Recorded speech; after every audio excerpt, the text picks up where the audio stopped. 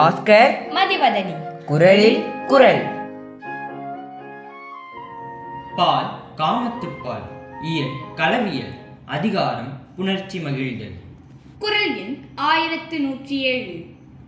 தம்யில் இருந்து தமது பார்த்து உண்டற்றால் மாறிவை முயக்கு. தம்மில் இருந்து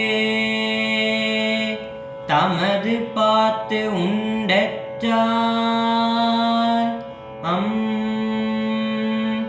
மாறிவை முயக்கு.